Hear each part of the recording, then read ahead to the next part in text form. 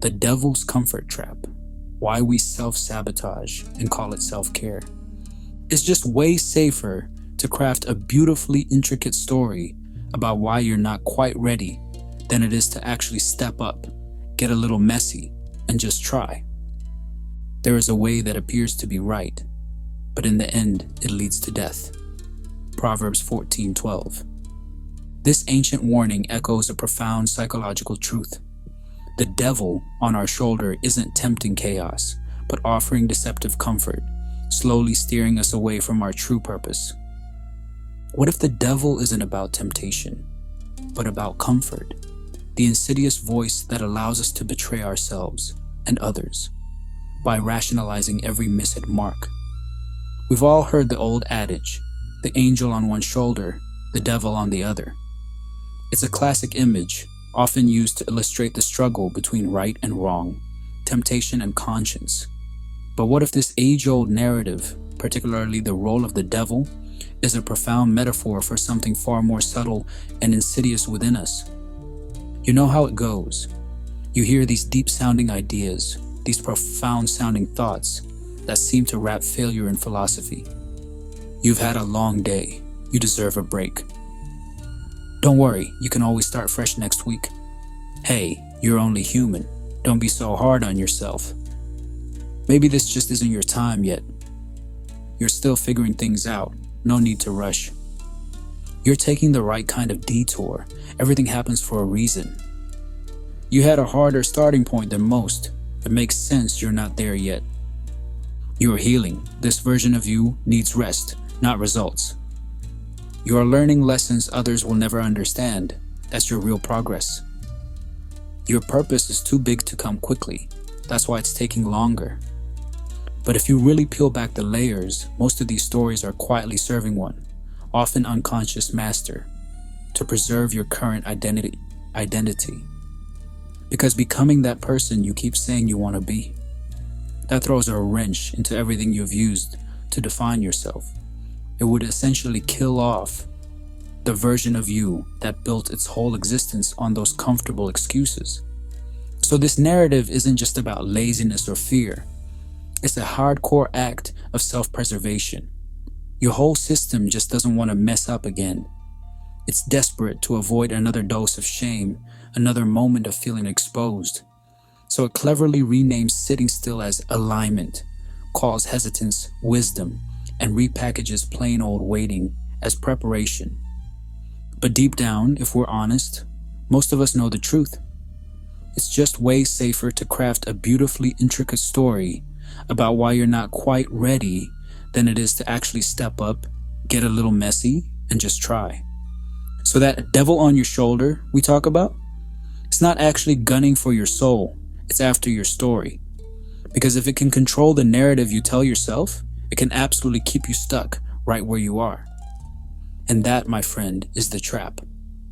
Let's begin by considering the very first sin. In popular understanding, this often refers to the story in Genesis, Adam and Eve eating from the forbidden fruit. This act is typically framed as a direct act of disobedience, a breaking of a divine rule. The serpent, often equated with the devil, is seen as the ultimate tempter, luring humanity into rebellion against God. The consequence? Expulsion from paradise, the introduction of suffering, and a fundamental separation.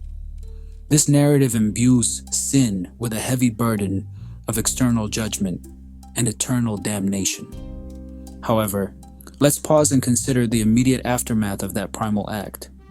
Adam and Eve don't immediately burst into flames or face a thunderbolt. Instead, they experience shame and self-awareness. They cover themselves, and crucially, they begin to rationalize their actions. The woman you put here with me, she gave me some fruit from the tree, and I ate it. Genesis 3:12. Adam says. Eve replies, the serpent deceived me, and I ate. Genesis 3:13. Here lies a critical juncture. The moment of sin, the act of missing the mark, is followed not by immediate punishment, but by a powerful, instinctive drive for comfort. The human psyche, faced with misalignment or the perceived consequence of an action, seeks to alleviate discomfort, to soften the blow. This isn't necessarily malicious, it's a deep-seated survival mechanism. And it's in this space that the devil on the shoulder truly comes alive. The serpent in Genesis, in some interpretations, can be seen not merely as an agent of malevolent temptation, but as a catalyst for a fundamental shift, the introduction of knowledge of good and evil, leading to a state of duality. With this knowledge comes the capacity for judgment, for comparison, and for the subsequent discomfort when we perceive ourselves falling short. This leads us to a fascinating reevaluation of the devil's true nature. Perhaps the devil isn't primarily about enticing us into chaos with pitchforks and flames. Instead, his deeper, more pervasive role is to provide comfort in the wake of our own missteps. He's the soothing voice that arrives after the sin, whispering logic into our pain so we don't feel it too hard. He's there to protect us from the raw, sometimes overwhelming, pain of our own misalignment. This aligns with the psychological concept of defense mechanisms, where the ego shields itself from anxiety and guilt. The pursuit of this comfort and the constant rationalization of our actions forms a dangerous path. What starts as a seemingly harmless justification for a missed gym session can, over time, calcify into a profound self-betrayal. When we repeatedly choose comfort over conscious action, we erode our integrity. We start telling ourselves, "You're tired, you deserve this," when we should be pushing forward. It's just this once becomes a recurring mantra. This insidious pattern can extend beyond self-betrayal. When we become adept at rationalizing our own choices, we become equally skilled at justifying actions that might betray others. They deserved it. I had no choice. It wasn't that bad. These are the echoes of the same comforting voice, now applied to interpersonal actions. The initial pursuit of self-soothing in the face of our own perceived failures can chillingly morph into a mechanism for excusing actions that harm relationships, trust, and even our moral compass. It's not about divine thunderbolts or judgment day. It's a personal, soul-level betrayal. And once you've missed that mark, that's when the devil swoops in. Not to punish you, but to protect your psyche from the uncomfortable feeling of being out of sync with your own intentions. The devil, in this light, isn't overtly evil, but merely the logical extension of our innate drive for comfort. A drive that, left unchecked, can lead us down paths of profound misalignment and even harm. As was recently discussed in a conversation, the devil comes after the sin, not to cause it, but to rationalize it. He's there to support the sin. He's just doing his job. This need to rationalize our actions to reduce internal conflict is a core concept in cognitive dissonance theory. That's what makes it so dangerous. The devil isn't evil, he's just very logical. The devil isn't some chaotic force, he's all about comfort. He doesn't throw you into darkness, he keeps you cozy in it. He's telling you it's right the whole time. He's trying to protect your psyche. That's why the more you miss the mark, the stronger the voice gets. You're basically saying, "Lead me." And that's exactly what he does.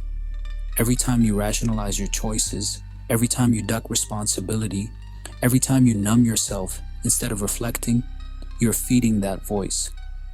And it grows. It grows until you can't even remember a time when it wasn't a part of you, a process akin to how our ego builds defenses and narratives around our actions. Next, the serpent, the fruit, and the birth of ego. Let's dig a bit deeper. In Genesis, the fall of man is linked to eating from the fruit of the knowledge of good and evil. But again, what if that fruit wasn't about disobedience at all? What if it was about the birth of duality? The moment our minds split into subject and object, logic and intuition, ego and essence. As was mentioned in a recent chat, the existence of the fruit is what created the devil.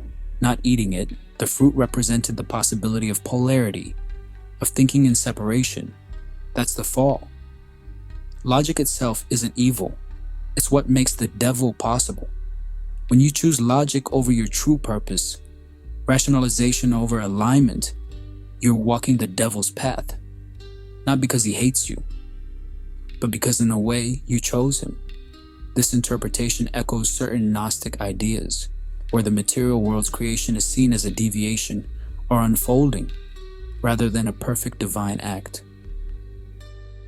What if the angel and devil are the same voice, but different frequency? Here's where things get really interesting.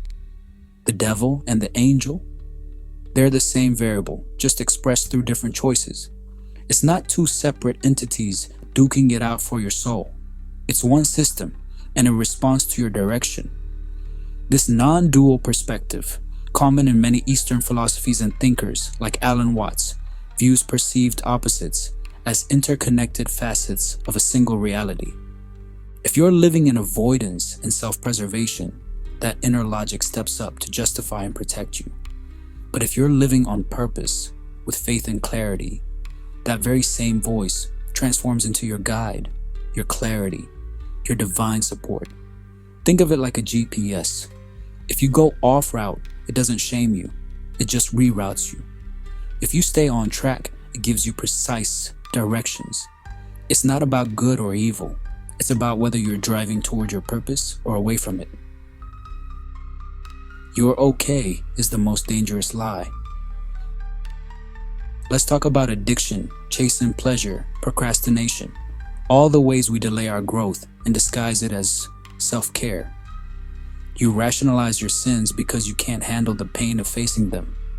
So the devil steps in and says, "It's just once, you deserve it." That's the comfort trap.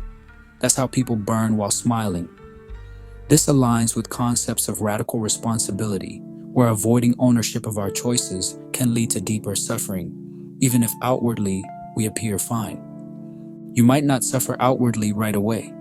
You might even feel good in the moment, but your soul knows. And over time, that misalignment just compounds.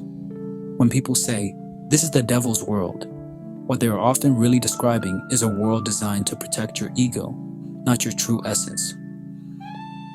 Next, integration over polarization. Maybe everything you've labeled evil was simply unintegrated logic, a protective mechanism without wisdom. The fall wasn't a punishment, it was a natural unfolding, a happening. As we discussed, the fruit wasn't evil, the snake wasn't evil, we polarized it, but it was all just the system unfolding.